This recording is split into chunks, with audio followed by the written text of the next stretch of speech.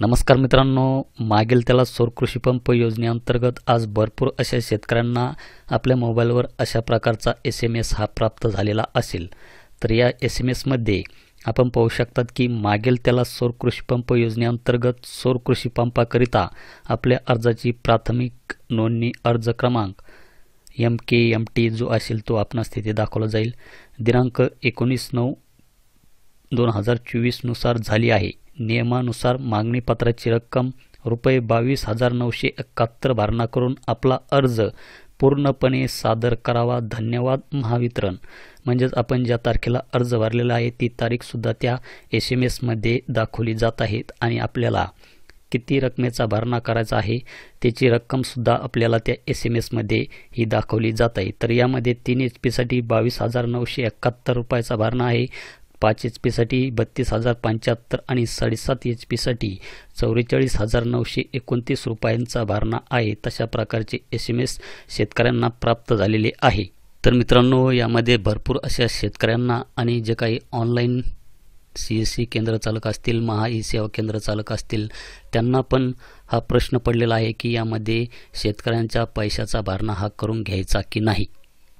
तर मित्रांनो, आपण यामध्ये जर असा विचार केला, जर आपण यामध्ये जर एखाद्या शेतकऱ्याचा जर नवीन अर्ज भरल्याच्या नंतर आपण येथे पाहू शकतात की हा अर्ज आहे 21 नोव्हेंबर 2024 म्हणजेच आजच्याच तारखेचा अर्ज भरल्याच्या नंतर यामध्ये आपणास लगेच ताबडतोब येथे खाली आपण पाहू शकतात की येथे रक्कम भरणा करा म्हणून हे ऑप्शन आपणास इथे लगेच पाहायला मिळत आहेत। तर मित्रांनो, अर्ज भरल्याच्या नंतर लगेच पैशाचा भरणा हा याच्यामध्ये आपणास करावा लागतो।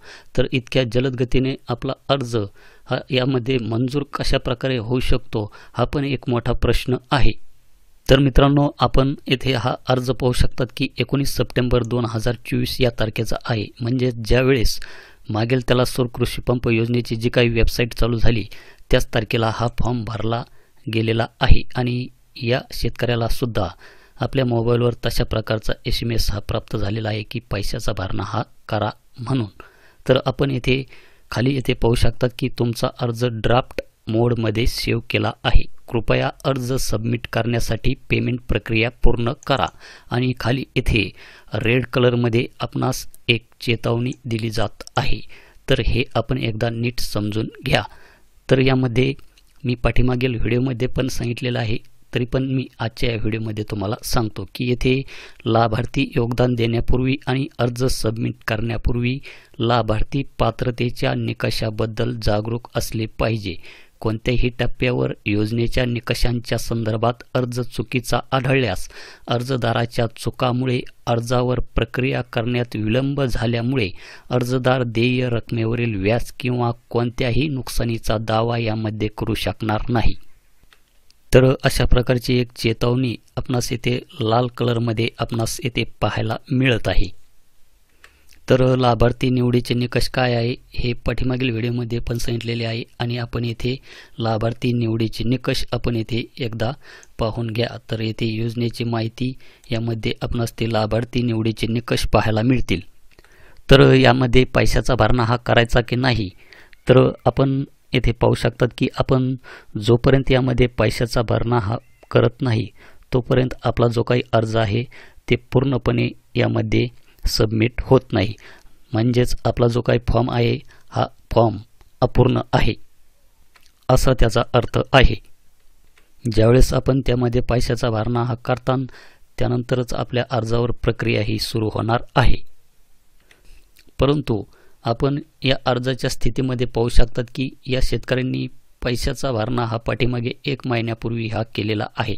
तर पैशाचा भरणा केल्याच्या नंतर आपल्याला इथे त्या लाभार्थ्याचं जर आपण स्टेटस येथे चेक केले असता आपल्याला तेथे अशा प्रकारची माहिती ही दाखवली जात आहे। म्हणजेच आपण जर एकदा पैशाचा भरणा हा केला तर आपल्याला यामध्ये परत पैशाचा भरणा हा करावा लागणार नाही।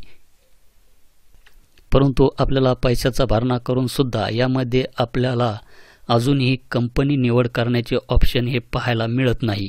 हा पण एक मोठा प्रश्न आहे। तर मित्रांनो, काही शेतकऱ्यांनी मेडामध्ये अर्ज केलेले आहे, काही शेतकऱ्यांनी महावितरणमध्ये अर्ज केलेले आहेत आणि त्या अर्जाचे आपण जर स्टेटस जर पाहिले तर अर्जाच्या स्टेटसमध्ये आपण जर पैशाचा भरणा हा केला की आपल्याला तिथे लगेच कंपनी निवड करण्याचे ऑप्शन हे पाहायला मिळत होते, परंतु याच्यामध्ये तसे नाही. आपल्याला सुरुवातीला यामध्ये पैशाचा भरणा हा करावा लागणार आहे, हे पण मात्र तितकेच खरे आहे. तर यामध्ये कंपन्याचे जे काही टेंडर रेट आहे हे ठरलेले नाही, त्यामुळे यामध्ये कंपन्या सध्या उतरलेल्या नाहीत अशी माहिती पण समोर येत आहे. त्यामुळे आपण यामध्ये सध्या तरी पैशाचा भरणा हा करू नका असे माझे वैयक्तिक मत आहे. कारण की ज्यावेळेस यामध्ये कंपन्या ह्या येतील त्यावेळेस आपण पैशाचा भरणा हा करू शकतात. कारण की बऱ्याचशा शेतकऱ्यांनी यामध्ये पैशाचा भरणा केलेला आहे, परंतु अजूनही कोणालाही यामध्ये कंपनी निवड करण्याचे ऑप्शन आलेले नाही. तर मित्रांनो, तसा जर विचार केला तर महावितरणने शेतकऱ्यांना गोंधळात टाकलेले आहे. तर आपण येथे पाहू शकतात की येथे हा अर्ज दाखल केल्याचा दिनांक आहे 21/9/2024 आणि हा जो काही अर्ज आहे हा अर्ज मागेल त्याला सौर कृषी पंप योजनेमध्ये मी भरलेला आहे आणि मागेल त्याला सौर कृषी पंप योजनेमध्ये भरल्याच्या नंतर हा अर्ज महावितरणमध्ये कन्वर्ट झालेला आहे. तर आपण येथे तारीख पाहू शकतात 21/9/2024 आणि त्याची रिसिप्ट पण आपण येथे पाहू शकता. मित्रांनो, ही पहा येथे तारीख 21/9/2024 1:19 PM ला हा फॉर्म मी भरलेला आहे आणि येथे अर्ज दिनांक आपण येथे पाहू शकतात 21 सप्टेंबर 2024. तर यामध्ये जो काही लाभार्थी क्रमांक, लाभार्थीचे नाव, आधार कार्ड क्रमांक, मोबाईल नंबर ही माहिती मी तुम्हाला दाखवू शकत नाही, कारण की हे यूट्यूबच्या पॉलिसीच्या बाहेर आहे. आणि हा अर्ज आहे मित्रांनो SC ST या कॅटेगरीचा. तर मित्रांनो, मागेल त्याला सौर कृषी पंप योजनेमध्ये मी आतापर्यंत 70 शेतकऱ्यांचे अर्ज हे भरलेले आहेत. तर 70 शेतकऱ्यांपैकी माझ्याकडे फक्त 2 शेतकऱ्यांना महावितरणकडून शेतकऱ्यांच्या मोबाईलवर SMS हा मंजूर झालेला अशा प्रकारचा SMS हा शेतकऱ्यांच्या मोबाईलवर आलेला आहे.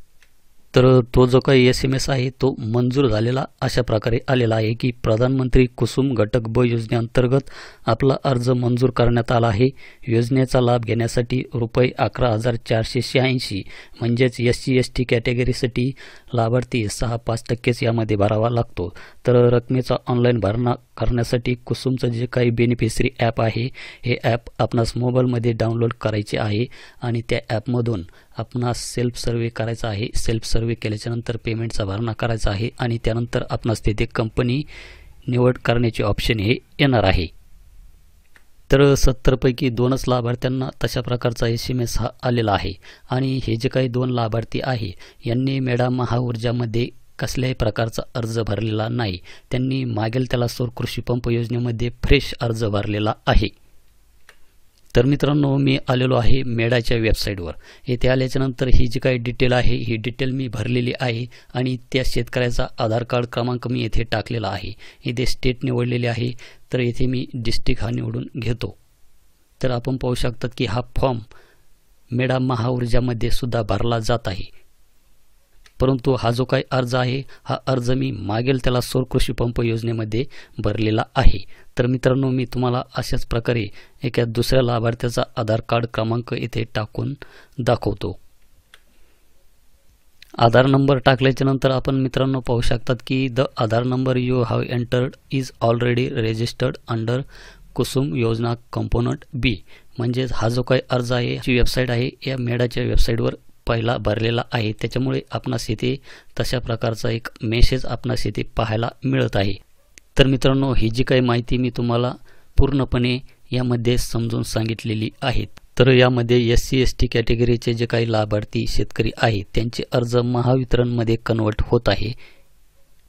परंतु ज्यांनी मेडा महाऊर्जामध्ये अर्ज केलेले आहे आणि मागेल त्याला सौर कृषी पंप योजनेमध्ये सुद्धा अर्ज केलेला आहे, तर अशा शेतकऱ्यांना SMS हे प्राप्त झालेले नाही आणि त्यांचे अर्ज महावितरणमध्ये कन्वर्ट झालेले नाही.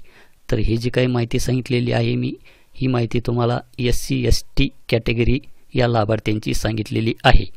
भेटूया अशाच एका नवीन व्हिडिओमध्ये. धन्यवाद.